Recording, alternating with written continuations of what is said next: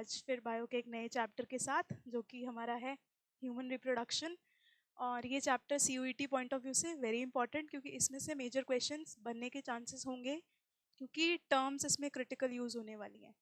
तो ये चैप्टर पढ़ते टाइम बहुत ध्यान से पढ़ना है। क्वेश्चंस मैं साथ के साथ बताऊंगी कि कहाँ कौन से पोर्शन से क्वेश्चंस आ सकते हैं, किस टाइप के क्वेश्चंस आ सकते हैं।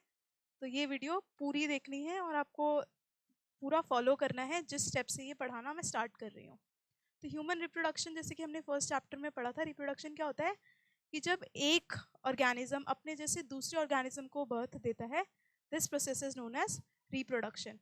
अब रिप्रोडक्शन के टाइप्स हम पढ़ चुके हैं, अब सीधे आते हैं हम ह्यूमन रिप्रोडक्शन वाले पार्ट पे। ह्यूमन रिप्रोडक्शन में देखो, ह्यूमन रिप्रोडक्शन में बेसिकली दो स्ट्रक्चर्स इन्वॉल्व होते हैं, एक फीमेल रिप्रोडक्टिव सिस्टम एंड दूसरा मेल रिप्रोडक्टिव सिस्टम। क्यों? क्योंकि जो ह्यूमन रिप्रोडक्शन है वो सेक्सुअल टाइप का रिप्रोडक्शन है। सेक्सुअल मतलब दो पेरेंट्स इन्वॉल्व होते हैं, एक मेल और एक फीमेल। तो जो मेल और फीमेल रिप्रोडक्टिव स्ट्रक्चर्स होते हैं, उसमें बेसिकली क्या होता है कि टू पेयर्स ऑफ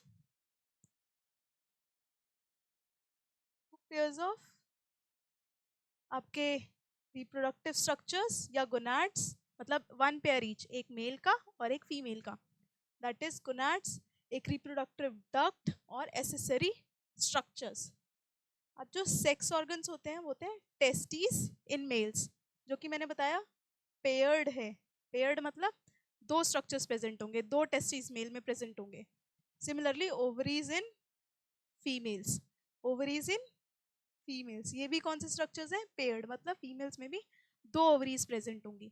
अब ये ओवरीज का काम बेसिकली क्या होता है, या इन टेस्टिस का काम बेसिकली क्या होता है? Formation of gamete. अब गैमीट क्या थे?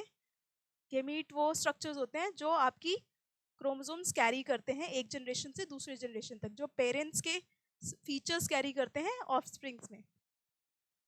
अब एक टर्म आएगा इसमें, प्यूबर्टी। प्यूबर्टी हमने एडोलेसेंस में भी पढ़ा है कि puberty is the stage when a human becomes active for reproduction.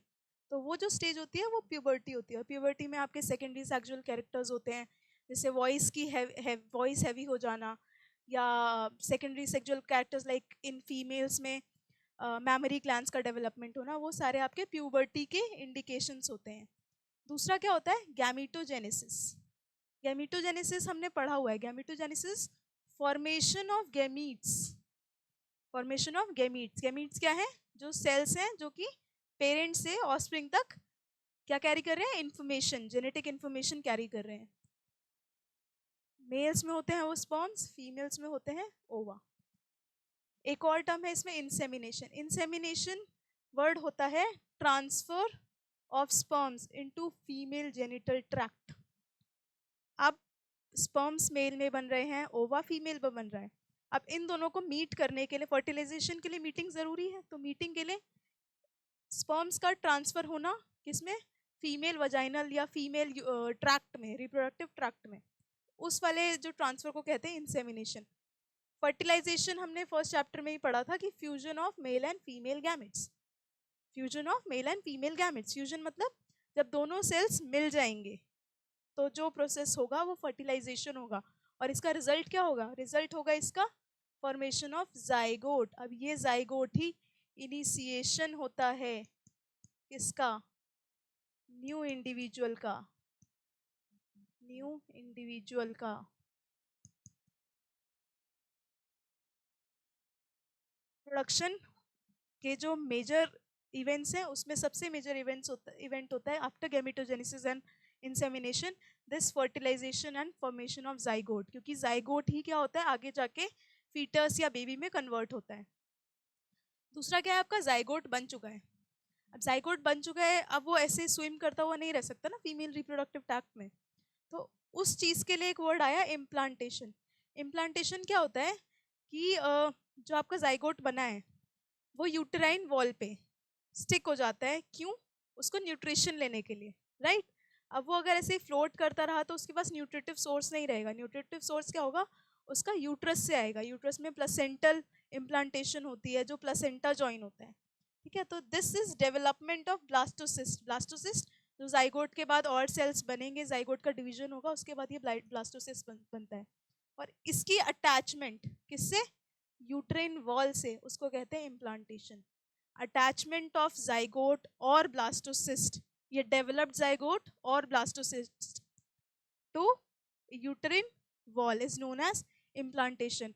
ये सारे टर्म्स आपको क्वेश्चन में मिल सकते हैं कि व्हाट डज दिस मीन, इस टाइप के क्वेश्चन मिल जाएंगे। ये इम्प्लांटेशन वर्ड दिया हुआ है, उसका मीनिंग आपको 4 ऑप्शन में से सिलेक्ट करना होगा कि इम्प्लांटेशन क्या होता है। Similarly gestation, gestation is the period जब मदर के वूम्ब में बेबी डेवलप होता है। तो gestation is the 9 month period in इसमें ह्यूमन में जेस्टेशन जो होता है वो 9 मंथ्स का होता है।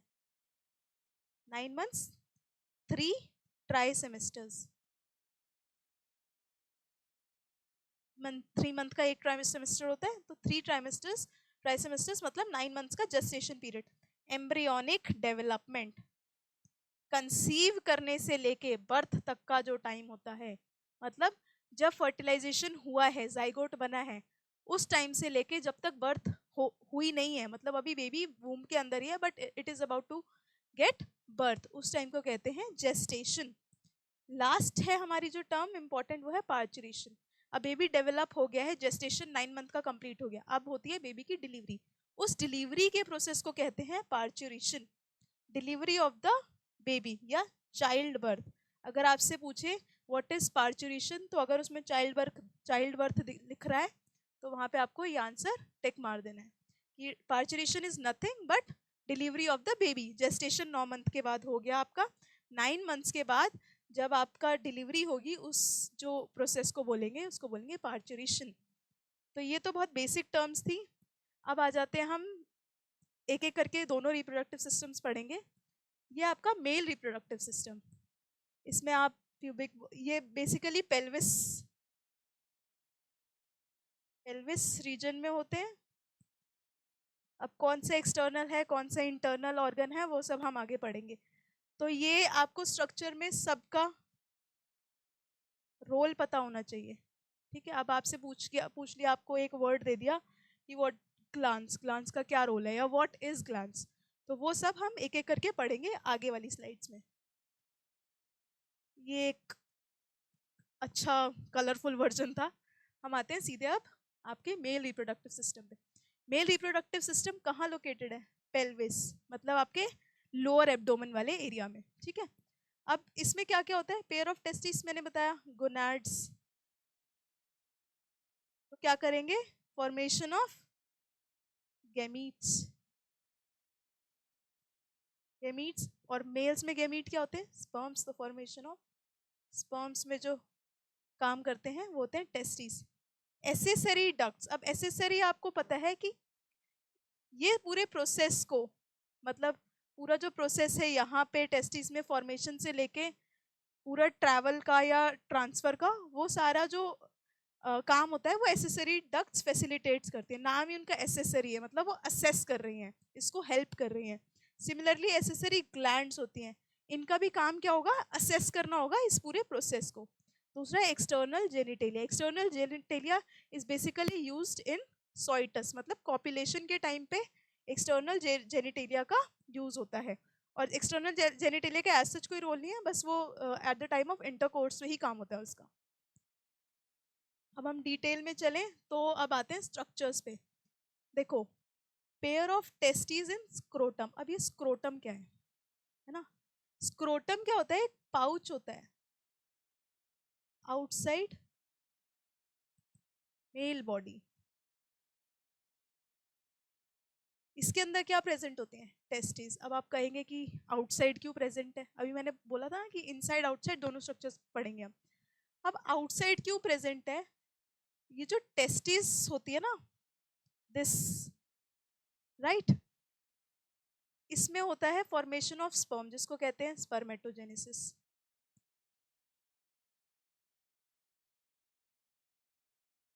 स्पर्मेटोजेनेसिस का एक पर्टिकुलर टेम्परेचर होता है कि जिस पे ये फॉर्मेशन ऑफ स्पर्म्स हो सकती है, और वो जो टेम्परेचर होता है वो 2 to 2.5 डिग्रीज लोअर होता है, किससे? बॉडी टेम्परेचर से।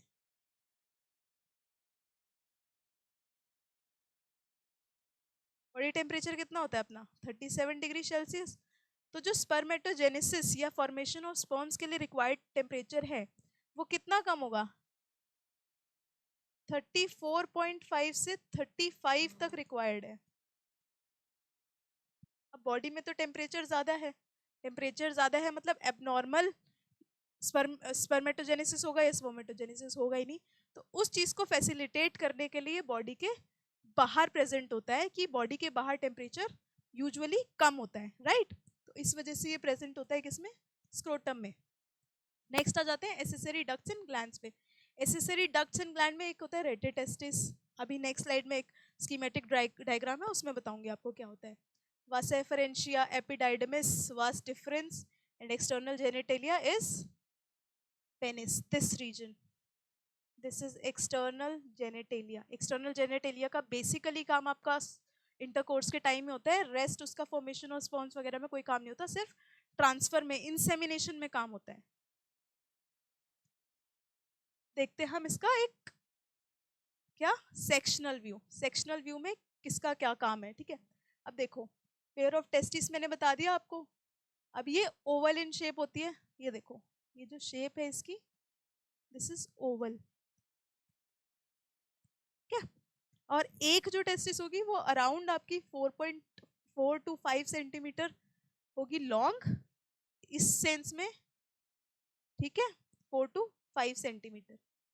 और इसमें ये इस सेंस में यानी विड्थ में होगी कितनी, 2 to 3 सेंटीमीटर, 2 to 3 सेंटीमीटर। अब मैंने आपको ये बताया एब्डोमिनल कैविटी में प्रेजेंट होती है कॉल्ड स्क्रोटम। स्क्रोटम का काम क्या होता है, लो टेम्परेचर ऑफ टेस्टिस को मेंटेन करना, नॉर्मल इंटरनल बॉडी टेम्परेचर से 2.5 2 to 2.5 डिग्री सेल्सियस कम, जो कि रिक्वायर्ड होता है किसके लिए, स्पर्मेटोजेनेसिस के लिए, ठीक है। अब आया समझ कि स्क्रोटम में टेस्टिस इसलिए प्रेजेंट होते हैं कि उसका टेम्परेचर बाहर से as compare to body temperature वो बाहर कम होता है। कितना कम होता है, 2 to 2.5। ये जितने भी टर्म्स है ना, ये वाला जैसे जितने भी नंबर आ रहे हैं वो आप ध्यान रखना, क्योंकि क्वेश्चन में पूछा जा सकता है। इवन दिस भी, ओवरी की डायमेंशंस या टेस्टिस की डायमेंशंस, ये सब आपसे पूछा जा सकता है इन एग्जाम। नेक्स्ट क्या है, जो टेस्टिस होती है वो कवर्ड होती है किससे, ट्यूनिका एल्बिजिनिया से। ये जो आपका लेयर दिख रही है आपको यहाँ पे, this is tunica albuginea, membrane like structure, tunica albuginea, यहाँ स्पेलिंग लिखी हुई है देखो, एल्बिजिनिया, ठीक है। और इसके बाहर क्या होता है, सेप्टा। पूरा जो आपका ट्यूनिका एल्बिजिनिया होता है ये सेप्टा फॉर्म करता है, ठीक है, सेप्टा फॉर्म करता है। अब ईच टेस्टिस हैज 250 कंपार्टमेंट्स। अब आते हैं हम कंपार्टमेंट्स पे। अभी टेस्टिस के अंदर ना ऐसे छोटे छोटे कंपार्टमेंट्स होते हैं बहुत सारे। कितने कंपार्टमेंट्स, 250, या समहाउ बुक में 300 भी लिखा होता है, जो कई बुक्स है उसमें 300 भी लिखा होगा, ठीक है। तो इनका काम क्या होता है, बेसिकली ये होते हैं टेस्टिकुलर लोब्यूल्स, ठीक है, टेस्टिकुलर लोब्यूल्स। अब जो मेजर काम होता है फॉर्मेशन ऑफ स्पर्म्स का वो इन्हीं लॉक्यूल्स में या इन्हीं लोब्यूल्स में होता है, ठीक है। अब इन लोब्यूल में, अब आपसे पूछा जाए what is the function of testicular lobules, तो आपको सीधे लिखना है कि फॉर्मेशन, जो मेन फॉर्मेशन हो रही है वो इन्हीं टेस्टिकुलर लोब्यूल्स के अंदर हो रही है। अब इसके अंदर भी स्ट्रक्चर्स होंगे, वो भी बताऊंगी। ये आपके जो लॉक्यूल्स है इनके अंदर भी स्ट्रक्चर्स होते हैं। उनके अंदर कौन सा स्ट्रक्चर होता है, सेमिनिफेरस ट्यूब्यूल, सेमिनिफेरस ट्यूब्यूल। और ये होते हैं कॉइल्ड स्ट्रक्चर्स, मतलब ये जो आपका एक लोब्यूल है ना, इसके अंदर कॉइल्ड स्ट्रक्चर होंगे, ऐसे ऐसे करके कुछ ऐसे। और एक लोब्यूल के अंदर 1 से 3 सेमिनिफेरस ट्यूब्यूल्स होते हैं। मतलब ये जो कॉइल स्ट्रक्चर्स हैं वो 1 to 3 प्रेजेंट होते हैं, या तो एक होगा या दो होंगे या तीन होंगे, तीन से ज्यादा नहीं होते हैं यूजुअली, ठीक है। और इनको क्या कहते हैं, सेमिनिफेरस ट्यूब्यूल्स। अब देखो ये एक सेमिनिफेरस ट्यूब्यूल के अंदर का स्ट्रक्चर है, ठीक है, सेक्शन है। मैंने आपको बताया ये ऐसे कॉइल्ड स्ट्रक्चर होता है ऐसे ऐसे, तो उसको ऐसे काट दिया गया, ठीक है, तो ये कुछ ऐसे अपीयर हो रहा है, ठीक है। अब इन सेमिनिफेरस ट्यूब्यूल्स के अंदर क्या होते हैं, दो टाइप के सेल्स प्रेजेंट होते हैं। सेमिनिफेरस ट्यूब्यूल के अंदर वाली लाइन पे ये देख रहे हो, ये पूरा ट्यूब्यूल है, ये इंटरनल लाइन है, ये अंदर अंदर वाली इनसाइड लाइंड ऑन इनसाइड्स, ठीक है। सेमिनिफेरस ट्यूब्यूल के अंदर, मैं बार बार ही इनसाइड पे इसलिए फोकस कर रही हूँ, क्यों, क्योंकि आउटसाइड भी सेल्स कुछ प्रेजेंट होते हैं, वो हम आगे पढ़ेंगे और उनका काम टोटली डिफरेंट होता है। इस वजह से इनसाइड और आउटसाइड आपको पता होना चाहिए, इनसाइड कौन से सेल्स प्रेजेंट है और आउटसाइड कौन से सेल्स प्रेजेंट है। इनसाइड कौन से सेल्स प्रेजेंट होते हैं, दो सेल्स प्रेजेंट होते हैं, मेल जर्म सेल्स और दूसरा सर्टोली सेल्स। अब मेल जर्म सेल को हम स्पर्मेटोसाइट्स भी बोलते हैं या स्पर्मेटोगोनिया भी बोलते हैं, spermatogonia, Gonia is plural and गोनियम है तो सिंगुलर, एक अगर स्पर्मेटोगोनियम है तो वो सिंगल सेल है, ठीक है, और अगर गोनिया है तो मल्टीपल सेल्स हैं, प्लूरल। अब ये जो मेल जर्म सेल्स होते हैं, जर्म सेल्स मतलब, जर्म मतलब जो फॉर्मेशन ऑफ गैमीट में एक्चुअली इन्वॉल्व होते हैं, ठीक है, किसमें, स्पर्म फॉर्मेशन में, जिन सेल से स्पर्म बनेगा वो होते हैं आपके मेल जर्म सेल्स या स्पर्मेटोगोनिया। और ये क्या होता है, जब इन मेल जर्म सेल्स की मियोटिक डिवीजन होगी, मियोटिक मतलब, मियोटिक मतलब रिडक्शनल डिवीजन, ठीक है, रिडक्शनल एंड इक्वेशनल डिवीजन मतलब कि 2n से n के सेल्स बनेंगे। मियोसिस तो पता है ना, पढ़ा हुआ है पहले, बस वही। तो जो मियोटिक डिवीजन होंगी किसकी होंगी, मेल जर्म सेल्स की, मतलब मेल जर्म सेल्स कौन सी प्लॉइडी में प्रेजेंट है, अभी तो 2n में प्रेजेंट है, और जो आपके गैमीट्स यानी स्पर्म्स होते हैं वो हैप्लॉइड n फॉर्म में प्रेजेंट होते हैं। इसी वजह से मेल जर्म सेल्स की क्या होती है, मियोटिक डिवीजन होती है, ठीक है। अब आगे स्पर्मेटोजेनेसिस का पूरा स्कीम है वो पढ़ेंगे, बट अभी आपको दो टाइप के कौन से सेल्स हैं वो बताना इंपॉर्टेंट है, ठीक है। अब दूसरे टाइप के जो सेल्स होते हैं वो होते हैं सर्टोली सेल्स। सर्टोली सेल्स ऐसे याद रखो कि वो सपोर्टिंग सेल्स होते हैं, Sertoli and supporting. Supporting in the sense कि जो भी स्पर्म जब फॉर्मेशन हो रही है तो स्पर्म को न्यूट्रिशन चाहिए होगा, राइट। अब न्यूट्रिशन लेने के लिए उसको आसपास से कहीं से तो लेना पड़ेगा ना, उस चीज का काम करते हैं ये Sertoli cells, to provide nutrition to germ cells. अब ये जर्म सेल जिनसे स्पर्म बनने वाला है उसको न्यूट्रिशन देने का काम कौन करेगा, सर्टोली सेल्स। क्वेश्चन आ सकता है इससे कि which type of cells give nutrition to germ cells, Sertoli cells का फंक्शन होता है ये, ठीक है। अब देखो, अब हमने इनसाइड की बात कर ली कि ये तो हो गया आपके इनसाइड। अभी इधर देखो, यहाँ पे दिखा रही हूँ आपको, ये सेल दिख रहा है, दिस इज सर्टोली सेल, ठीक है, बीच बीच में प्रेजेंट होते हैं ये, यहाँ पे कहीं पे प्रेजेंट होगा बीच बीच में, इसलिए क्योंकि इसको सारे जो जर्म सेल्स हैं उनको न्यूट्रिशन प्रोवाइड करना है, ठीक है। और ये जो आपको स्ट्रक्चर्स दिख रहे हैं ऐसे बीच में सर्कुलर, है ना, ये आपके हैं male germ cells, male germ cell जो कि फॉर्मेशन ऑफ स्पर्म्स करेंगे आगे जाके मियोटिक डिविजन्स में जाके। और ये बीच बीच में आपको ऐसे स्ट्रक्चर दिख रहे हैं, ये एक्चुअली डेवलप्ड स्पर्म्स हैं, ठीक है, क्योंकि एक टाइम पे टेस्टिस में बहुत सारे इवेंट्स हो रहे होते हैं, कुछ जर्म सेल्स आपके मियोटिक डिवीजन में जा चुके हैं, कुछ जाने वाले हैं, या कुछ फॉर्मेशन ऑफ स्पर्म्स हो चुका है, वो पूरे इवेंट्स चलते रहते हैं साइमल्टेनियसली, ठीक है। तो अब ये हमने इंटरनल की बात कर ली, अब आते हैं आउटर स्ट्रक्चर पे। अब आउटसाइड क्या होते हैं, सेमिनिफेरस ट्यूब्यूल्स के इंटरस्टिशियल स्पेसेस होते हैं। यहाँ पे एक और सेमिनल दिस आपका सेमिनिफेरस ट्यूब्यूल होगा, ठीक है, यहाँ पे एक और होगा, ठीक है, मान लो, होता है, वैसे मानना नहीं है, होता ही है, बट अभी मैं आपको बना के दिखा रही हूँ। तो ये जो स्पेसेस होते हैं यहाँ पे आपके ऐसे, इनको कहते हैं इंटरस्टिशियल स्पेसेस।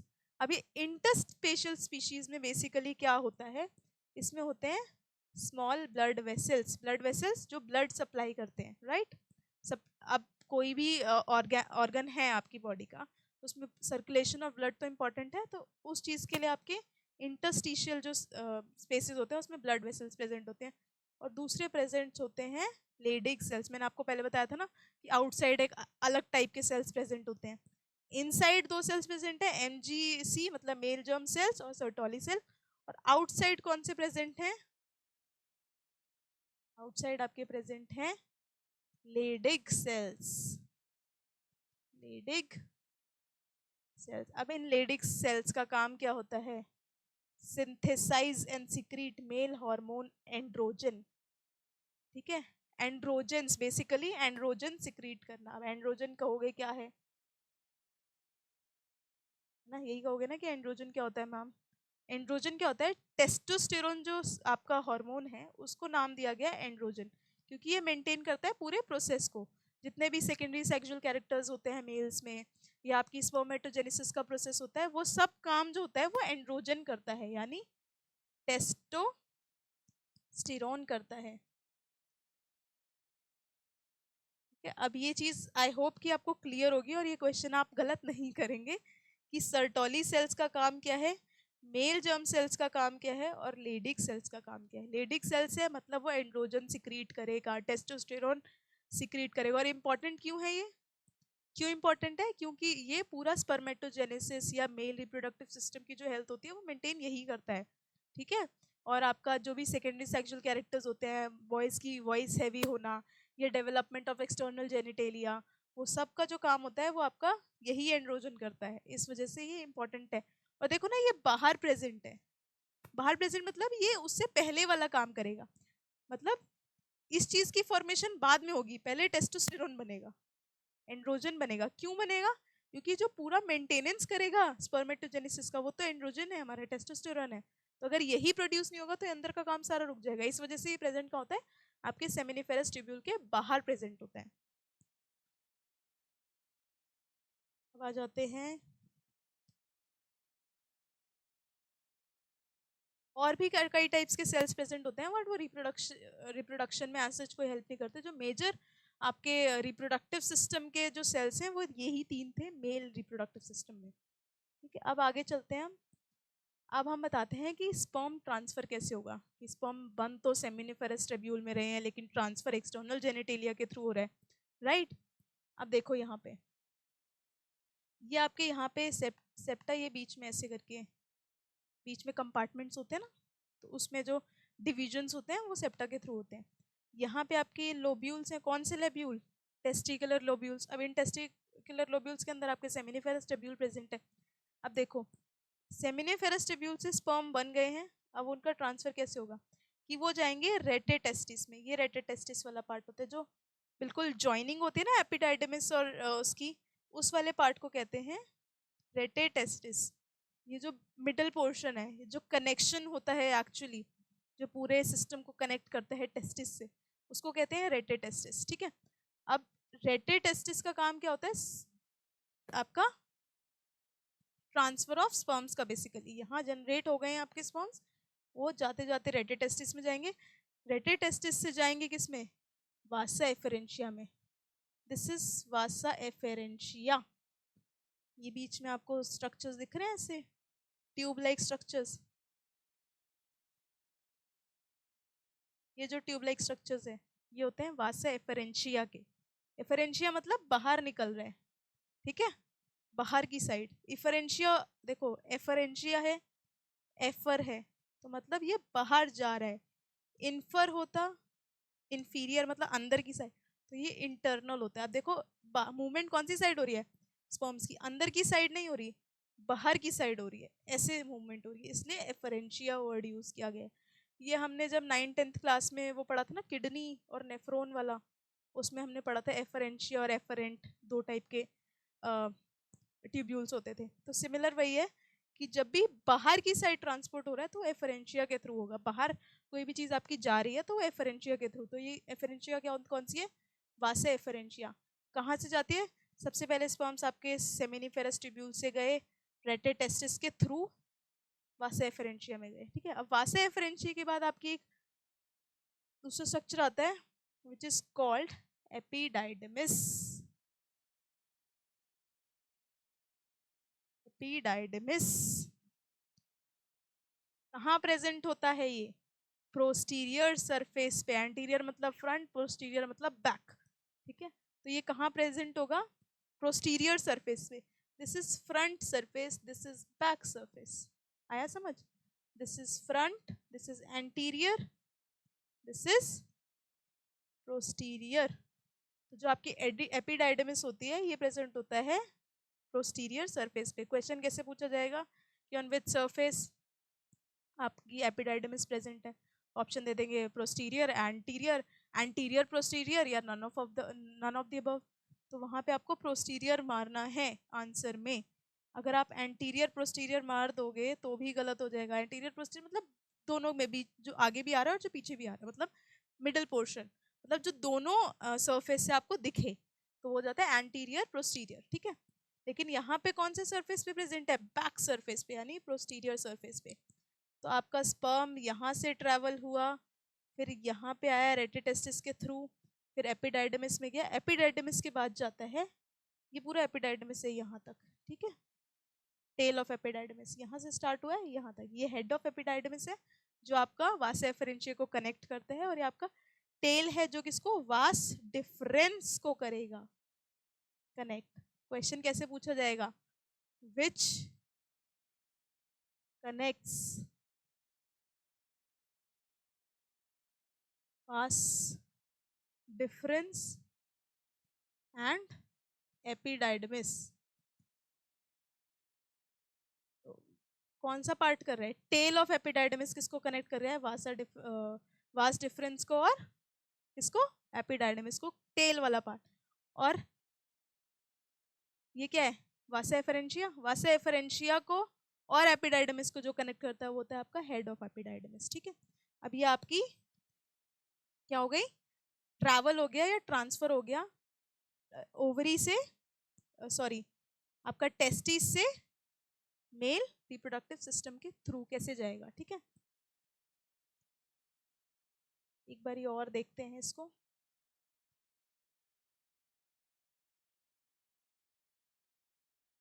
आपके स्पर्म यहाँ थे, कहाँ थे? सेमिनिफेरस ट्यूब्यूल में। सेमिनिफेरस ट्यूब्यूल से वो रेटिटेस्टिस के थ्रू वास एफरेंशिया में गए, वास एफरेंशिया से एपिडाइडमिस, एपिडाइडमिस से वास डिफरेंस। ये पूरा आपका जो एसेसरी डक्ट्स हैं, ये जो हमने 4-5 नाम पढ़े हैं, वास efferentia, rete testis, epididymis, vas difference, ये आपके एसेसरी डक्ट्स हैं इसमें ट्रांसफर ऑफ स्पर्म्स में हेल्प करने के लिए। अब आपका वास डिफरेंस ये है, ये आपका एपिडाइडमिस यहाँ खत्म हुआ, ये वास डिफरेंस है।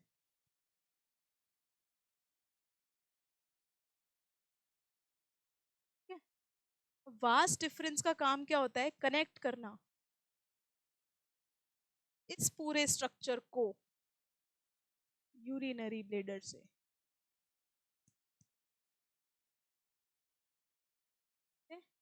यूरिनरी ब्लेडर से क्योंकि जो मेल रिप्रोडक्टिव सिस्टम होता है उसमें एक ही एक्सटर्नल जेनिटेलिया है, राइट, और उसी के थ्रू आपका एक्सक्रीशन ऑफ यूरिन भी होगा और इजैकुलेशन ऑफ स्पर्म्स भी होगा। इसीलिए ये जो वास डिफरेंस है वो कनेक्ट होता है यूरिनरी ब्लेडर में, क्योंकि एक सेम स्ट्रक्चर ही दोनों कामों के लिए यूज हो रहा है। किसके लिए? एक्सक्रीशन ऑफ यूरिन और इजैकुलेशन ऑफ स्पर्म्स के लिए। ये अभी जो मैंने आपको सेमिनिफेरस ट्यूब्यूल का पहले भी स्ट्रक्चर दिखाया था उसी का एक इम्प्रोवाइज्ड वर्जन है। ये आपके कौन से सेल्स हैं? सर्टोली सेल्स, ठीक है। ये हैं आप मेल जर्म सेल्स, और ये जो देखो बाहर की साइड आपको सेल्स दिख रहे हैं इंटरस्टिशियल स्पेसेस में, ये है लेडिक सेल्स। अब लेडिक सेल्स का काम क्या था? लेडिक सेल्स का काम क्या था? एंड्रोजन सिक्रीट करना, यानी टेस्टोस्टेरोन बनाना, ठीक है। ये आपका पूरा मेल रिप्रोडक्टिव सिस्टम की, इसको थोड़ा और एनलार्ज व्यू में देखना है तो देखो ये डेवलपिंग, जिनकी स्पर्म बन चुके हैं, ठीक है, ये आपके जो मेल जर्म सेल्स हैं प्राइमरी स्टेज में हैं, फिर वो और डिवाइड करेंगे, फिर वो और डिवाइड करेंगे, डिवाइड करने के बाद यहाँ देखो मियोसिस हो रही है, 4 सेल्स बने, मियोसिस हो गई है ना, मतलब क्योंकि ये एक सेल्स था, एक ने खुद को बड़ा किया, बड़ा करने के बाद वो डिवाइड हुआ है ना। तो ये पूरा जो प्रोसेस है वो आपको पूरा स्पर्मेटोजेनेसिस की स्कीम बता रहे हैं। और यहाँ पे लेडिक सेल्स प्रेजेंट हैं, तो ये सब क्या करने के लिए, असिस्ट करने के लिए हैं। अब ये है structure of reproductive structure basically. इसका एक यहाँ पे, ठीक है, ये देखो, इसमें आते हैं एक्सटर्नल जेनिटेलिया में किसका क्या देखो, ये आपका पेनिस रीजन है बेसिकली, ठीक है। अब पेनिस रीजन में भी स्ट्रक्चर मतलब डिफरेंशिएशन होती है। This is the head, head part. Head part को क्या कहते हैं, एनलार्ज्ड, एनलार्ज्ड एंड जो होता है पेनिस का, that is known as glans penis. Glans penis, glans penis is very very sensitive, ठीक है, ग्लैंस पेनिस। और वो जो ग्लैंस पेनिस है वो आपकी एक थिन लेयर ऑफ स्किन से कवर्ड होती है, थिन लेयर ऑफ स्किन। वो जो स्किन होती है फोर स्किन, ठीक है। और ये रिट्रैक्टेबल होती है, at the time of erection वो रिट्रैक्ट हो जाती है skin from this glans part, ठीक है, टू हो जाती है टू फैसिलिटेट इंसेमिनेशन। अगर स्किन वहां प्रेजेंट रहेगी तो इंसेमिनेशन हो ही नहीं पाएगा। टू फैसिलिटेट इंसेमिनेशन वो रिट्रीट हो जाती है, रिट्रैक्ट हो जाती है। यहाँ पे जो आपकी ओपनिंग होती है, opening of penis, this region, this region, this is called urethral opening या मीटस भी कहते हैं इसको, urethral meatus.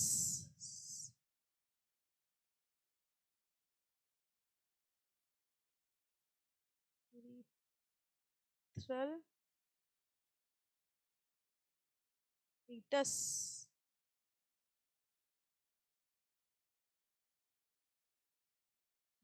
Urethral meatus. This is the common opening for both, किसके लिए, इजैकुलेशन के लिए भी और एक्सक्रीशन के भी लिए, एक्सक्रीशन के लिए भी, ठीक है। अब इसके साथ साथ एक और ग्लैंड होती है, उस ग्लैंड का नाम होता है सेमिनल वेसिकल। यहाँ देखो, दिस ग्लैंड, ये भी पेयर में प्रेजेंट होती है, पेयर्ड ग्लैंड है, ठीक है। अब ये पेयर्ड ग्लैंड क्यों है, क्या काम है, वो बताती हूँ आपको। सेमी, अब जो आपका स्पर्म्स होते हैं को ट्रांसफर के लिए एक मीडियम चाहिए होता है, ठीक है, ठीक है। उस मीडियम को जनरेट करने के लिए ये सेमिनल वेसिकल काम करता है बेसिकली, सीमेन जनरेट करने के लिए, फ्लूइड, ठीक है। तो ये जो सेमिनल वेसिकल की सिक्रीशंस होंगी along with sperms plus seminal vesicle secretion, वो आपका सीमेन बनाता है। Collectively sperms plus secretions from seminal vesicle forms the semen, ठीक है।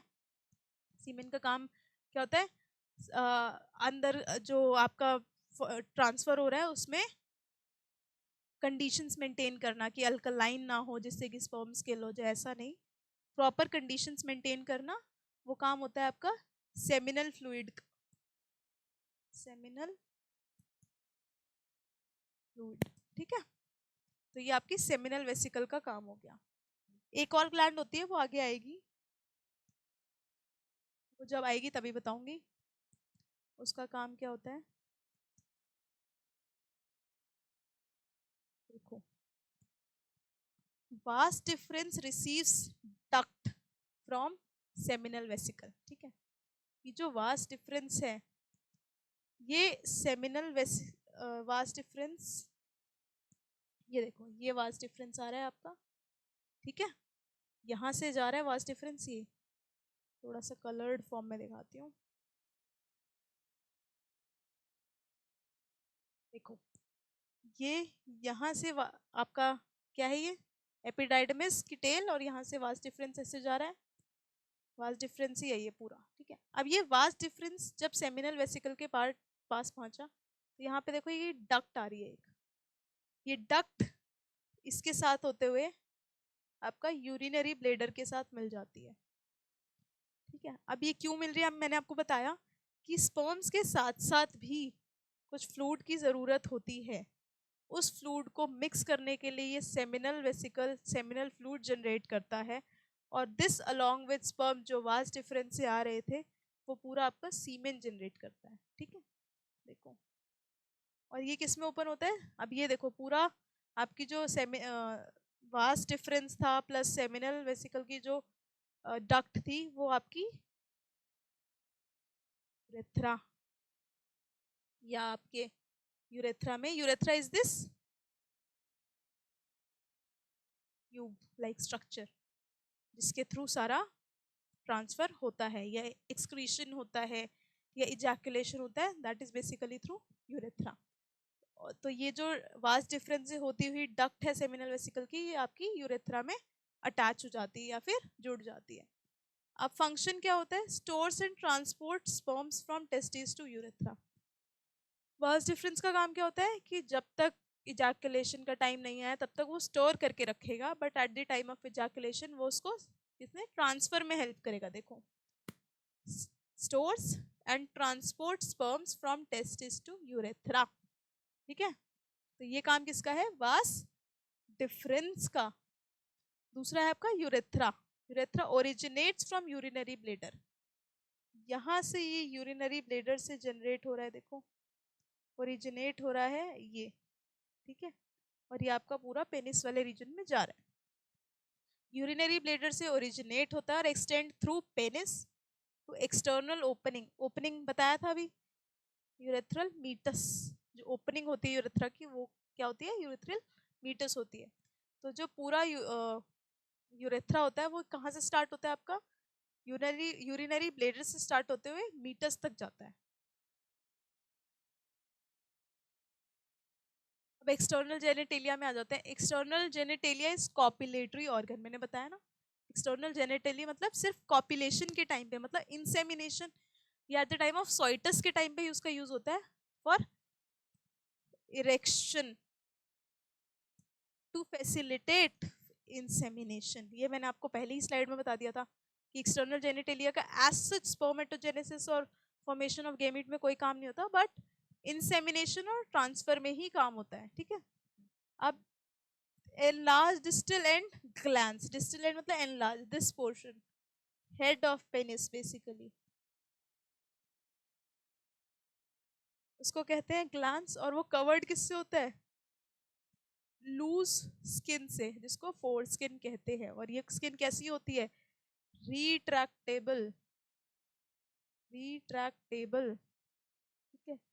ये इस टाइप की स्किन होती है, ऐसे eight the time of insemination ये पीछे हो जाती है, रिट्रैक्ट हो जाती है, ठीक है।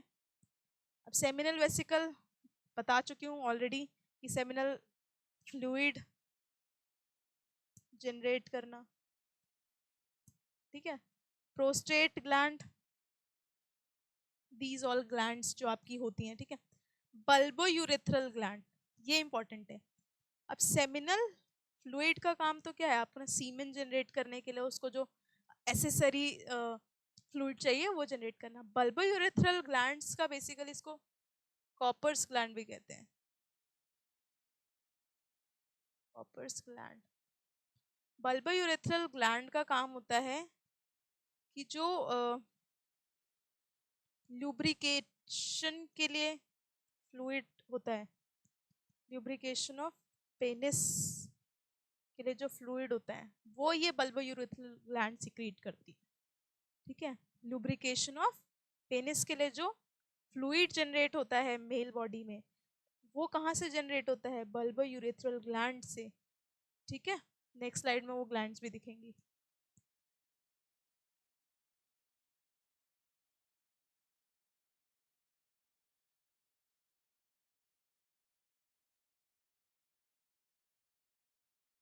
देखो यहाँ पे दिख रही है structure, this is bulbourethral or Cowper's gland. These are two small glands located on sides of urethra just just below the prostate gland. अब इसको यहाँ पे भी दिखा देती हूँ, इसमें भी समझ आ जाएगा आपको. यहाँ पे देखो, ये प्रोस्टेट ग्लैंड है, ठीक है. Prostate gland back side of the mail reproductive system. यहाँ पे ये जो ग्लैंड्स दो प्रेजेंट हैं, दीज आर काउपर्स ग्लैंड या बल्बोयूरेथ्रल ग्लैंड. पेयर में प्रेजेंट होती हैं. जितनी भी ग्लैंड है मोस्टली पेयर्ड में, जैसे सेमिनल वेसिकल था वो भी पेयर में ही प्रेजेंट था. Gland produce clear slippery fluid that empties directly into the urethra. देखो डायरेक्टली किससे कनेक्टेड है, यूरेथ्रा से कनेक्टेड है. तो क्या काम होता है इसका, फ्लूइड जनरेट करना, स्लिपरी फ्लूइड या क्लियर स्लिपरी फ्लूइड जनरेट करना, जो कि कहाँ डायरेक्टली एम्प्टी हो रहा है, आपके यूरेथ्रा में. काउपर्स ग्लैंड का एक और देखो, with in urogenital diaphragm. Urogenital diaphragm मतलब ये प्रोस्टेट ग्लैंड और ये यूरोजेनिटल डायफ्राम. स्पॉन्जी यूरेथ्रा में एम्प्टी होता है डायरेक्टली, ठीक है. म्यूकस जनरेट करता है. क्लियर बताया था कि clear fluid which is mucus, clear slippery. और काम क्या होता है, lubrication and neutralization of acidic urine. अब देखो सेम पैसेज है किसके लिए, यूरिन के लिए भी और एजैकुलेशन ऑफ स्पर्म्स के लिए भी. स्पर्म्स की एक कंडीशन होती है जिसमें वो सरवाइव करते हैं, ठीक है. अब वो ज़्यादा एसिडिक कंडीशन में उनकी मोटिलिटी डिक्रीज हो सकती है या वो डेड भी हो सकते हैं, तो उनको एक पर्टिकुलर पीएच चाहिए होता है सरवाइव करने के लिए. समटाइम्स व्हाट हैपन कि यूरिनरी ट्रेसेस की वजह से स्पर्म्स किल हो जाते हैं, तो उस चीज़ को कॉम्बैट करने के लिए या हटाने के लिए ये जो कॉपर ग्लैंड होती है, बल्बोयूरेथ्रल ग्लैंड्स होती हैं, वो म्यूकस जनरेट करती हैं. म्यूकस का काम क्या होता है बेसिकली, एक तो ल्यूब्रिकेशन का और दूसरा न्यूट्रलाइज करना एसिडिक ट्रेसेस ऑफ यूरिन को. यूरिया होता है ना एसिडिक, या यूरिक एसिड होता है, यूरिक एसिड, यूरिक एसिड है ना. तो उस चीज को न्यूट्रलाइज करने के लिए ये बल्बोयूरेथ्रल ग्लैंड काम करती है मेल रिप्रोडक्टिव सिस्टम में. ये तो आपका था पूरा मेल रिप्रोडक्टिव सिस्टम के बारे में. कोई भी डाउट हो लिख के रख लेना, डाउट क्लासेस होंगी उसमें बताया जाएगा. क्वेश्चंस मैंने बता दिया कि किसी भी एक डक्ट उठा लेंगे, उसका आपसे फंक्शन पूछ लेंगे. देखो डक्ट का बेसिक, जितनी भी डक्ट्स हैं उनका बेसिकली काम क्या होता है, ट्रांसपोर्ट में ही होता है. एज सच वो सिक्रीशंस नहीं करती, लेकिन जो सिक्रीशन करने वाली ग्लैंड्स हैं उनकी सिक्रीशंस आपको याद रखनी है. एक तो सेमिनल वेसिकल की, सेमिनल वेसिकल की, दूसरी काउपर्स ग्लैंड या बल्बोयूरेथ्रल ग्लैंड, काउपर्स ग्लैंड, ठीक है. और स्क्रोटम में टेम्परेचर कितना कम होता है, वो सब चीज़ें याद रखने वाली हैं क्योंकि ये क्वेश्चन में डायरेक्ट पूछा जाएगा. बायोलॉजी में कोई कंसेप्ट के क्वेश्चन एज सच नहीं होते हैं जिनमें अगर आपको नंबर दिख रहे हैं तो उनको आपको याद ही करना पड़ेगा और कोई ऑप्शन है नहीं आपके पास, ठीक है. तो उस चीज़ को आप अच्छे से याद कर लो. इनके फंक्शंस अगर आपको समझ आ गए, आपको अगर स्कीम पता चल गई कि सेमिनल ट्यूब, सेमिनिफेरस ट्यूब्यूल से यूरेथ्रल मीटस तक की ट्रांसफर किस किस डक्ट के थ्रू या ग्लैंड के थ्रू हो रहा है, तो आप अपने आप ही फंक्शन पूरा मेंटेन करते चले जाओगे कि अच्छा यहाँ से वास डिफरेंस से वो कनेक्ट हो रहा है सेमिनल वेसिकल में, तो सेमिनल वेसिकल का काम क्या है, फ्लूइड जनरेट करना टू प्रोड्यूस सीमेन. ऐसे करके आपको स्कीम से याद करना पड़ेगा. अगर आपने स्कीम समझ ली एक बार तो आप पूरा रिप्रोडक्टिव सिस्टम ऐसे फिंगर टिप्स पे आंसर कर सकोगे, ठीक है. तो ये था आपका पूरा मेल रिप्रोडक्टिव सिस्टम के बारे में. अब आ जाते हैं फीमेल रिप्रोडक्टिव सिस्टम. फीमेल रिप्रोडक्ट देखो, दोनों ही रिप्रोडक्टिव सिस्टम पेल्विक या पेल्विक रीजन में प्रेजेंट होते हैं, बिलो एब्डोमेन या लोअर एब्डोमेन, ठीक है. जनरल है, क्वेश्चन नहीं पूछा जाएगा इससे, जनरल चीज़ है. तो बच्चों वाला खेल है, अगर ये क्वेश्चन पूछने लग गए फिर तो आप सब बहुत अच्छे मार्क्स ले आओगे, ठीक है. तो ये बहुत जनरल क्वेश्चन है, पता होना चाहिए बस, आपको पता है कि पेल्विस रीजन में है। इसमें भी क्या होता है, पेयर ऑफ ओवरीज। अब ये क्या है, बेस, ये प्राइमरी सेक्स ऑर्गन है। प्राइमरी सेक्स ऑर्गन मतलब जो ऑर्गन है आपका, यही मेजर इन्वॉल्व होगा किसमें, पूरे रिप्रोडक्टिव सिस्टम में। क्यों? क्योंकि अगर ये ओवरीज ही ओवा नहीं बनाएंगी तो क्या सेक्सुअल रिप्रोडक्शन होगा? सेक्सुअल रिप्रोडक्शन होगा? नहीं होगा। फॉर्मेशन ऑफ गैमीट का काम यही कर रहा है, तो जब तक गैमीट नहीं बनेगा रिप्रोडक्शन हो ही नहीं सकता। इसीलिए उसको प्राइमरी कहते हैं, कि primary requirement of sexual reproduction in females अगर है तो वो ओवरीज हैं। दूसरा क्या है, पेयर ऑफ ओविडक्ट। अब जैसे मैं आपको स्ट्रक्चर दिखाऊंगी ना, तो साथ के साथ ही रोल सबके बताती रहूंगी, ठीक है। Uterus, cervix, vagina and external genitalia. यहाँ पे भी एक्सटर्नल जेनिटेलिया का बेसिकली काम क्या होता है, कॉपुलेशन के टाइम पे, ठीक है, या सोइटस के टाइम पे। Oviducts, uterus, vagina, accessory ducts. Accessory duct मतलब ट्रांसफर ऑफ सेक्स ऑर्गन्स की जो सिक्रीशंस हैं, या सेक्स ऑर्गन्स की जो फॉर्मेशन है, गैमीट्स हैं, उनका जो ट्रांसफर होगा वो इन एसेसरी डक्ट्स के थ्रू होगा। अब पेयर ऑफ मेमोरी ग्लैंड, ये नई चीज है जो मेल्स में नहीं होती है। Mammary glands is basically the breast part या चेस्ट पार्ट ऑफ फीमेल्स। क्यों होती है, कैसे होती है, क्या डेवलपमेंट होता है, क्या पर्पस होता है, वो हम आगे वाली स्लाइड्स में पढ़ेंगे। ये अभी तक ये याद रखो, नरिशमेंट ऑफ द ऑफस्प्रिंग। इनका काम क्या होता है, आफ्टर बर्थ, आफ्टर बर्थ होता है। अभी जो हमने पहले सब मेल रिप्रोडक्टिव सिस्टम में पढ़ा, ये बिफोर बर्थ का पार्ट है, ठीक है। अब ये जो सेकेंडरी सेक्सुअल कैरेक्टर है, ये सेकेंडरी मतलब बाद में चाहिए ना बर्थ के, इसलिए सेकेंडरी सेक्सुअल कैरेक्टर है। अब all parts are integrated structurally and functionally to support processes of ovulation. Ovulation मतलब फॉर्मेशन ऑफ ओवम, ठीक है, oogenesis बोलते हैं। और ओव्यूलेशन इज कि जब ओवा आपका ओवरी से बाहर आता है, उस पार्ट को कहते हैं ovulation. Fertilization, pregnancy, birth and child care. Birth, child care यहाँ पे इसलिए आया है क्योंकि मेमोरी ग्लैंड्स इन्वॉल्व हैं।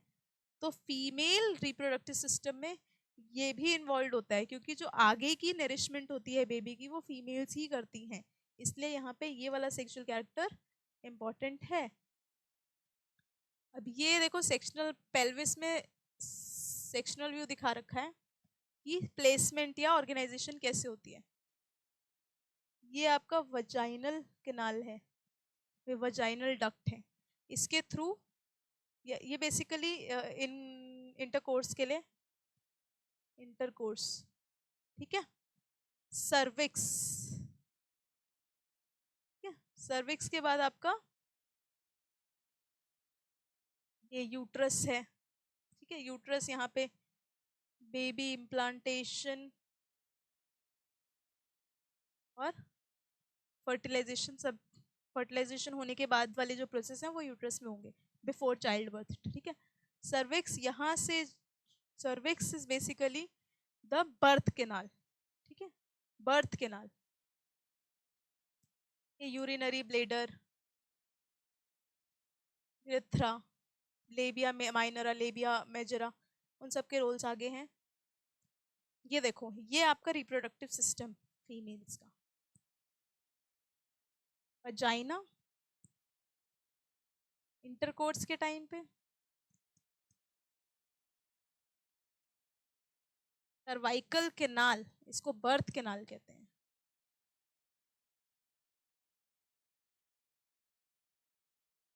बेबी की बर्थ थ्रू इस पोर्शन ही होती है। यही जो सर्वाइकल केनाल है वो एनलार्ज होता है at the time of birth. Cervix, this whole part is cervix, and जो इसके अंदर कनाल सा बना है या डक्ट बनी है, विच इज सर्वाइकल कनाल। ये जो पूरा पार्ट है आपका, ये this is uterus. Uterus is inverted pear shape. देखो ना, उल्टा पियर नहीं लग रहा है, ये इन्वर्टेड पियर मतलब पियर ऐसा है, उसको उल्टा कर दिया गया, ठीक है, तो वो इन्वर्टेड पियर शेप्ड हो गया यूट्रस। अब यूट्रस की भी 3 लाइनिंग है, एंडोमीट्रियम, मायोमीट्रियम, पेरीमीट्रियम। पेरीमीट्रियम मतलब बाहर वाली, पेरीफ्री पे जो प्रेजेंट है। मायो मतलब मिडल, मायो से मिडल याद रखो। एंडो मतलब इनसाइड, तो इनसाइड लाइनिंग। इनसाइड लाइनिंग पे देखो विलाई लाइक स्ट्रक्चर्स प्रेजेंट है, ठीक है। इन सब के रोल्स आगे एक एक करके सब अलग अलग स्लाइड्स में मैंने लिखे हुए हैं, तो आगे जैसे जैसे पढ़ेंगे वो आपको बताती जाऊंगी। यूट्रिन फंडस, ठीक है। और यूट्रिन कैविटी, यूट्रिन कैविटी का काम बेसिकली क्या होता है, ये जो आपकी ओविडक्ट है उसको यूट्रस से जोड़ने का। ओवरी, ओवरी पेयर में देखो, यहाँ पे भी ओवरी है, यहाँ पे भी ओवरी है, तो पेयर्ड स्ट्रक्चर है।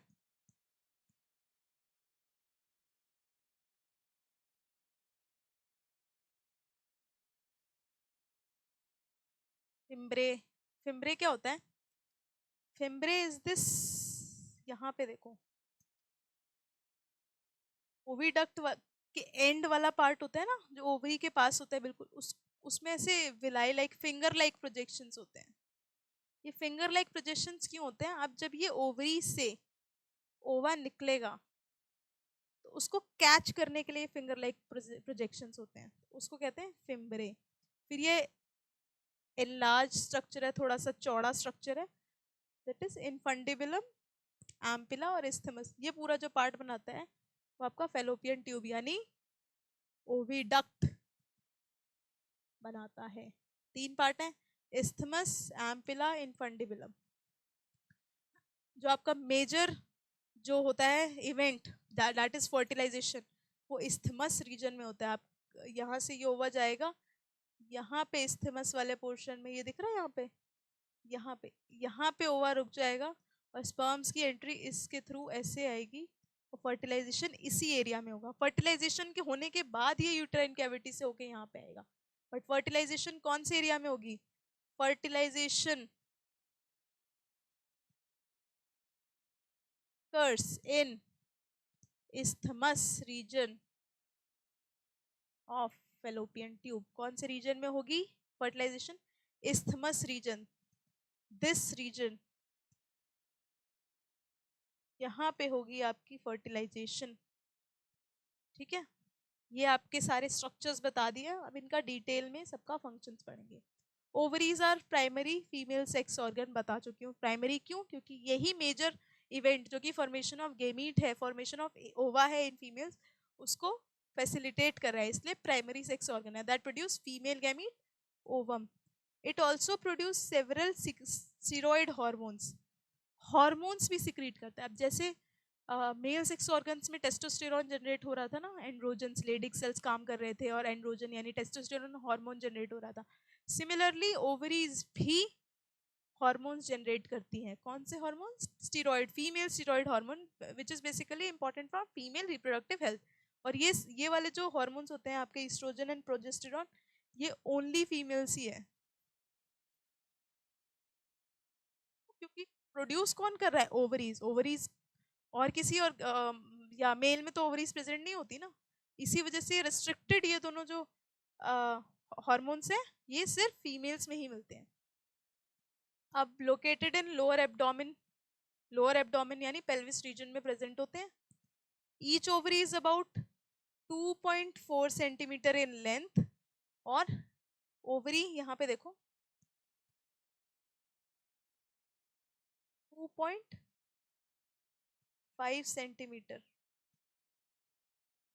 मतलब जो एवरेज है वो ये है, बट 2 to 4 सेंटीमीटर यूजुअली। किसी में 2 की होगी, किसी में डिपेंड करता है कि किस टाइप का कितना डेवलप्ड रिप्रोडक्टिव सिस्टम है, उसके अकॉर्डिंग ही ओवरी का साइज होता है। अब जो ये ओवरीज होती हैं ये पेल्विक रीजन से कनेक्टेड होती हैं। फ्लोट तो नहीं करेगा ना कोई भी सिस्टम, कोई भी सिस्टम है तो वो अटैच होगा किसी चीज से, तो वो जो अटैचमेंट है किसकी? ओवरीज की, वो किसके थ्रू हो रही है? यूट्रस से, लिगामेंट के थ्रू। पेल्विक वॉल से भी लिगामेंट के थ्रू होती है, और इससे कनेक्ट, देखो ये पेल्विक वॉल से कनेक्शन यहाँ पे प्रोसीरियर साइड पे, और ये यहाँ पे यूट्रस से भी कनेक्टेड है। तो ये कौन से चीज से कनेक्टेड है? ये लिगामेंट से कनेक्टेड है, ठीक है, कनेक्टेड वाया लिगामेंट्स। और किस किस पार्ट से कनेक्टेड है? पेल्विक वॉल से भी कनेक्टेड है और यूट्रस से भी कनेक्टेड है। अब each ovary is covered by thin epithelium. जो ओवरी है, ये यहाँ देखो, ये ओवरी है, एक थिन एपिथेलियल टिश्यू यानी थिन एपिथेलियल टिश्यू की एक लेयर से कवर्ड होता है। उस लेयर के अंदर जो अंदर वाला पार्ट है पूरा एपिथेलियल लेयर है, उसके अंदर वाला जो पार्ट है पूरा वो होता है ओवेरियन स्ट्रोमा। ओवेरियन स्ट्रोमा, यहाँ देखो, which enclose the ovarian stroma। Ovarian stroma basically जो पूरा अंदर वाला स्ट्रक्चर होता है जो कि फॉर्मेशन ऑफ गेमीट्स करने वाला है या उसको असिस्ट करने वाला जो स्ट्रक्चर है इनसाइड द ओवेरी, उसको कहते हैं ओवेरियन स्ट्रोमा। ओवेरियन स्ट्रोमा में दो जोन्स होते हैं। ये ओवरी का स्ट्रक्चर है, इसमें ये दो रीजन्स हैं। या डिफरेंट कलर से बना के दिखाती हूँ तो ज़्यादा अच्छे से समझ आएगा। देखो यहाँ पे ये एपिथेलियल लेयर है, राइट? कौन सी लेयर है? Epithelial layer. अब एपिथेलियल लेयर के अंदर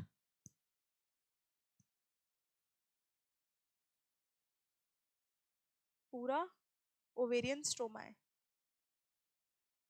जो येलो पार्ट है वो आपका ओवेरियन एपिथेलियम है या एपिथेलियल लाइनिंग है, और जो उसके अंदर वाला पार्ट है वो पूरा ओवेरियन स्ट्रोमा है। अब ओवेरियन स्ट्रोमा के अंदर दो जोन्स होते हैं, ये देखो, एक जोन अंदर वाला, एक जोन बाहर वाला। तो जो बाहर वाला जोन है पेरिफेरल, उसको कहते हैं पेरिफेरल कॉर्टेक्स।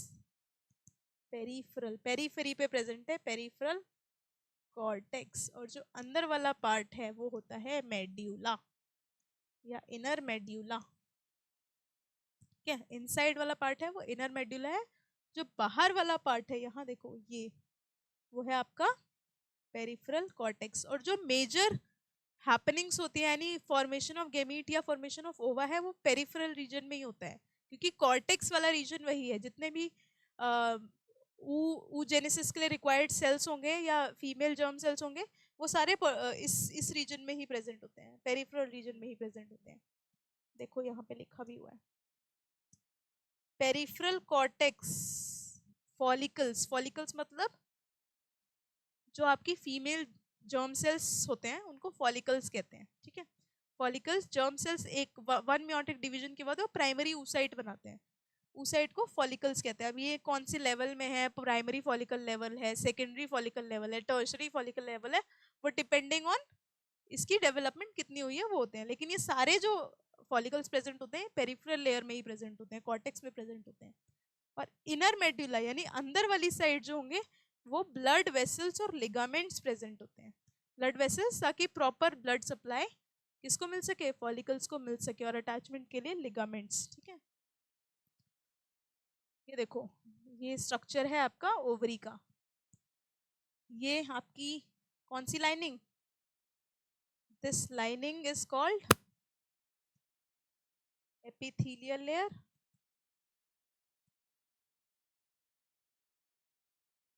राइट? जो ये वाला पार्ट है देखो, ये पूरा बाहर वाला पार्ट है, ये वाला पार्ट, ये कॉर्टेक्स पार्ट है। इसके अंदर प्राइमरी फॉलिकल्स हैं, oocyte है, सेकेंडरी फॉलिकल्स है, ग्राफियन फॉलिकल्स हैं। ये सारा जो होता है वो कॉर्टेक्स रीजन में प्रेजेंट होता है। और अंदर की साइड ये लिगामेंट्स हैं, और ये ब्लड वेसल्स, रेड कलर से ब्लड वेसल्स दिखाए हैं, ब्लू कलर से लिगामेंट्स दिखाए हुए हैं। This is the structure, internal structure of the ovary. अब आ जाते हैं कि टीएस ऑफ ओवरी में क्या क्या दिख सकता है। जो अभी हमने स्ट्रक्चर ये देखा, ये देखो, ये टीएस ऑफ ओवरी है, ट्रांसवर्स सेक्शन। जब ओवरी को ट्रांसवर्सली कट कर दिया जाए तो उसमें ये स्ट्रक्चर दिखते हैं। क्या क्या दिखता है? डेवलपिंग फॉलिकल्स डिफरेंट स्टेजेस में, कोई प्राइमरी स्टेज में है, कोई सेकेंडरी स्टेज में, कोई टर्शरी स्टेज में है। दूसरा, primary follicle develops into Graafian follicle. Graafian follicle में क्या होता है कि प्राइमरी फॉलिकल जब प्राइमरी oocyte होता है उसके around layer of cells, granulosa cells की लेयर बनने लग जाती है, तो सेकेंडरी बनता है, फिर सेकेंडरी के बाद वो टर्शरी।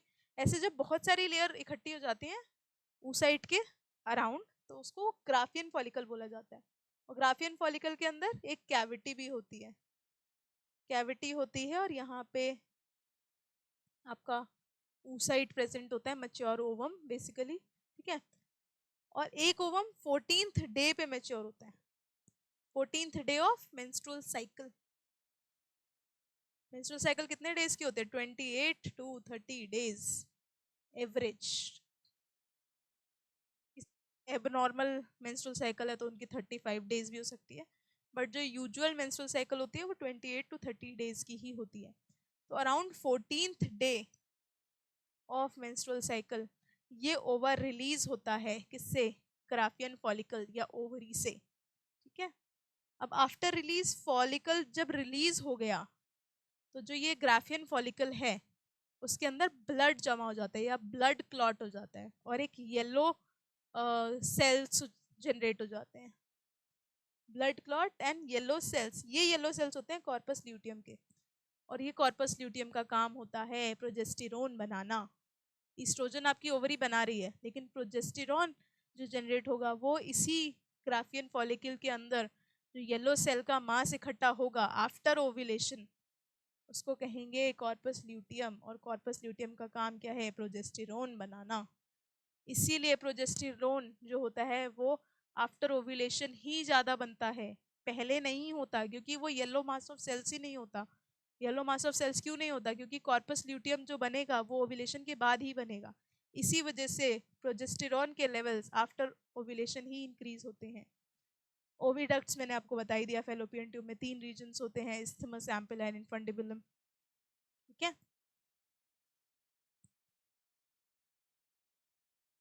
अब एक डिटेल स्ट्रक्चर देख लेते हैं। देखो ओविडक्ट ये है पूरी, कौन कौन से कितने लेंथ देखो इंपॉर्टेंट, 10 to 12 सेंटीमीटर लेंथ है ओविडक्ट की। क्वेश्चन मतलब चांसेस हैं पूछा जा सकता है, लेकिन अगर आपके बैक ऑफ द माइंड आपने पढ़ा है तो आपको याद आ जाएगा आंसर देख के उस टाइम पे, बट एक बार अच्छे से पढ़ लेना। पेरिफेरी ऑफ ईच ओवरी मतलब पेरिफेरी ऑफ ईच ओवरी को कनेक्ट करता है किससे? यूट्रस से। यूट्रस से कनेक्ट करने का काम जो भी करे, ओवरी से यूट्रस का जो कनेक्शन है वो कनेक्शन कौन इस्टेब्लिश करता है? फेलोपियन ट्यूब या ओविडक्ट इस्टेब्लिश करती है। अब जो ये ओवरी के पास वाला जो रीजन है,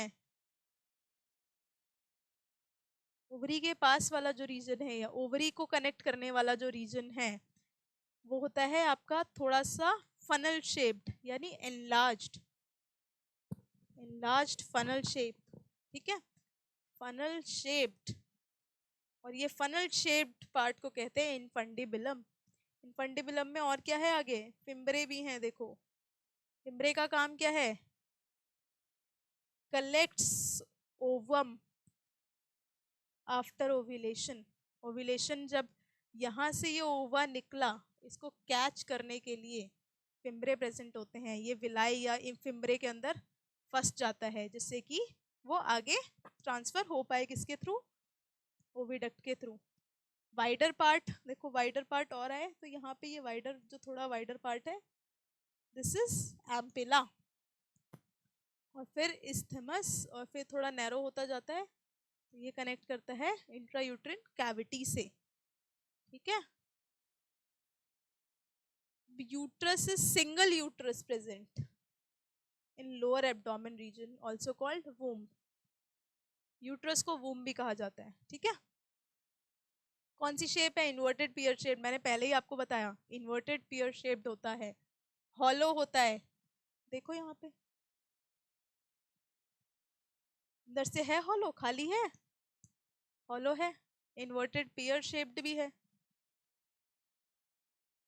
inside uterus fertilized ovum grows. Uterus का काम क्या होता है? जब फर्टिलाइजेशन हो जाती है, जाइगोट की ग्रोथ, डेवलपमेंट, मैच्योरेशन सब इसके अंदर होगी। Uterus is basically the maturation point, जहाँ पे पोस्ट फर्टिलाइजेशन जितनी भी मेच्योरिटी आएगी जाइगोट की वो सारी यूट्रस के अंदर आएगी।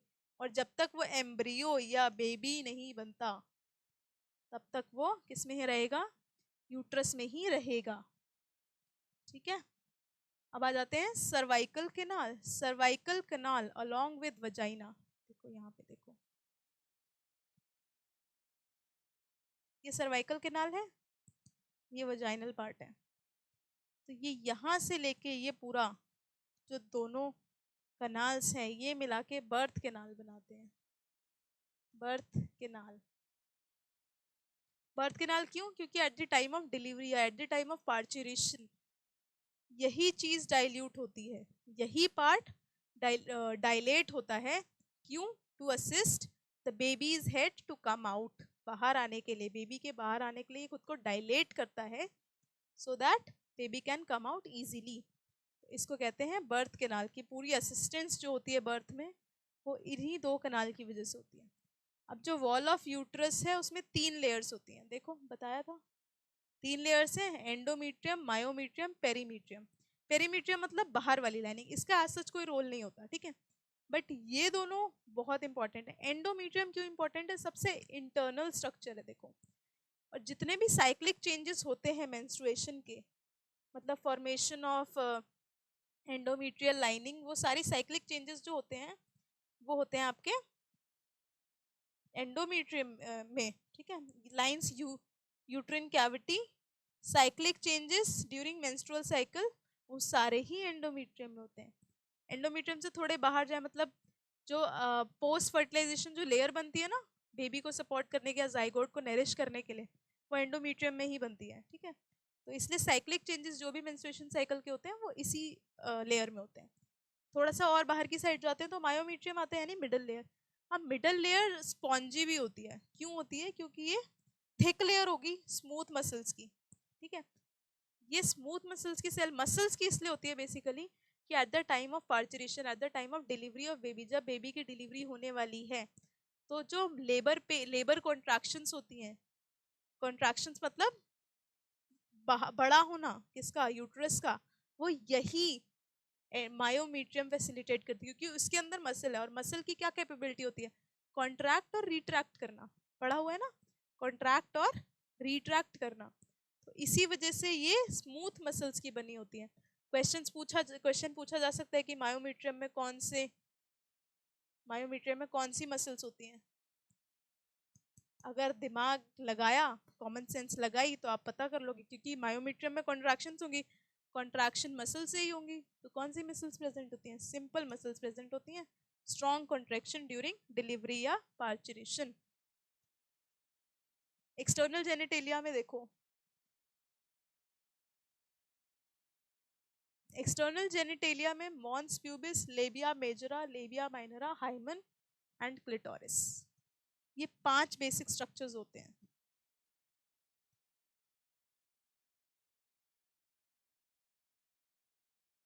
देखो, दिस इज क्लिटोरिस,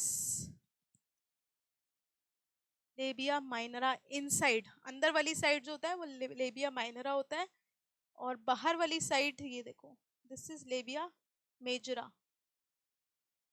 ये कुछ नहीं, एक प्रोटेक्टेड कवरिंग होती है वजाइना की, ठीक है। दोनों ही काम क्या होता है? प्रोटेक्टेड कवरिंग होती है, ठीक है, वजाइनल और एंट्री ऑफ वजाइना, ठीक है।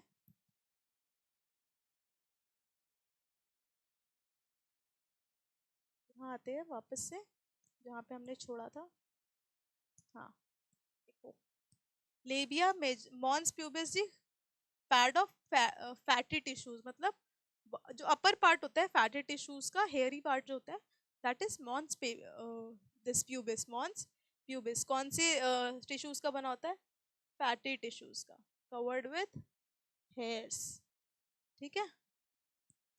नेक्स्ट आता है लेबिया मेजरा, फ्लैशी कवरिंग होती है, मैंने बताया ना, fleshy fold of tissue surrounding vaginal opening, surrounding protective function play कर रहे हैं। सिमिलर वे में लेबिया माइनरा पेयर्ड फोल्ड है टिश्यूज का लेबिया माइनरा के अंडर, ये भी प्रोटेक्टिव फंक्शन ही प्ले कर रहे हैं। Clitoris, tiny finger like structure,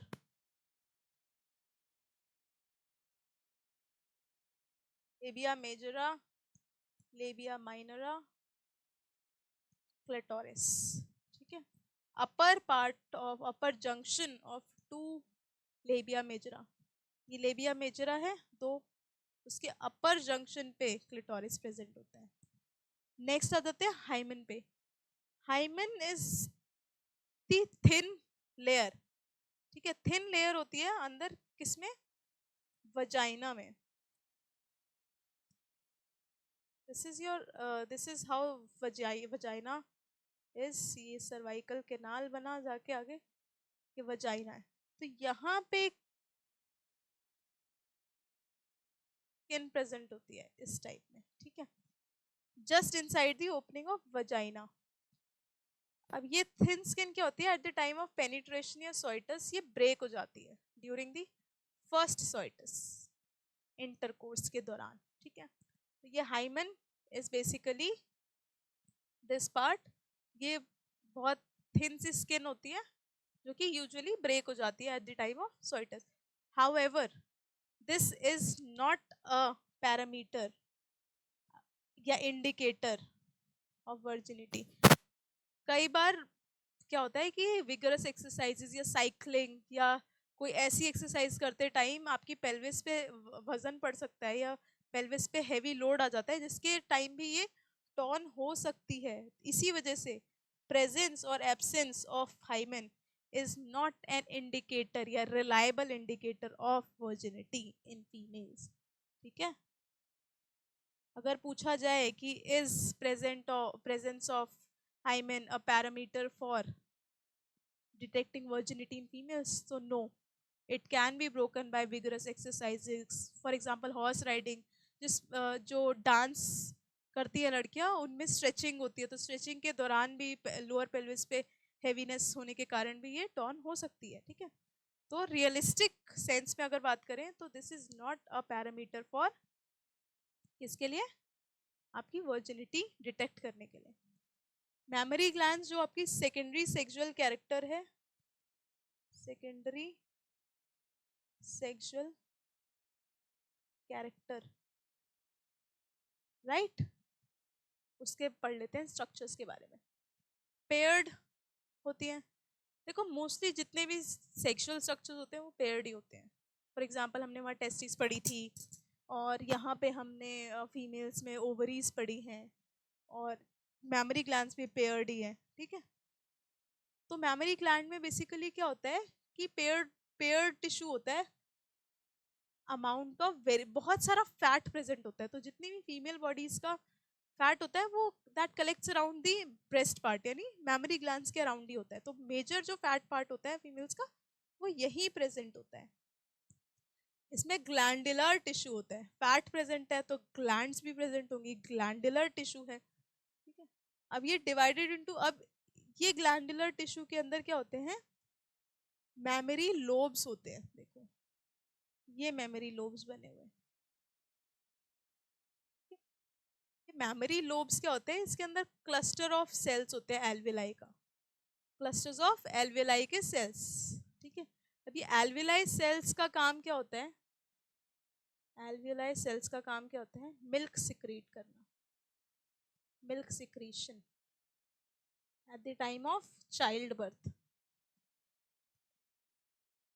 assist the babies feeding, ठीक है।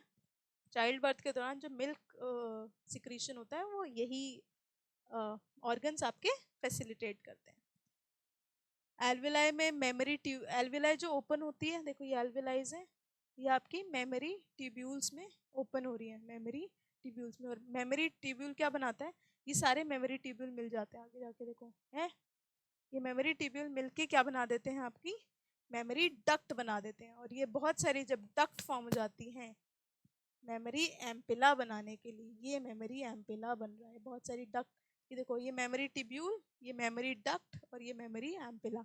ये मेमोरी एम्पिला ही which is connected lactiferous duct through which milk is sucked out. ये निपल पार्ट में यहाँ पे आपका एम्पिला है और लैक्टिफेरस डक्ट प्रेजेंट है, तो यहाँ से ये पूरा मेमोरी ग्लैंड्स का काम कैसे कैसे होता है, क्या क्या ऑर्गन्स प्रेजेंट होते हैं वो सब था।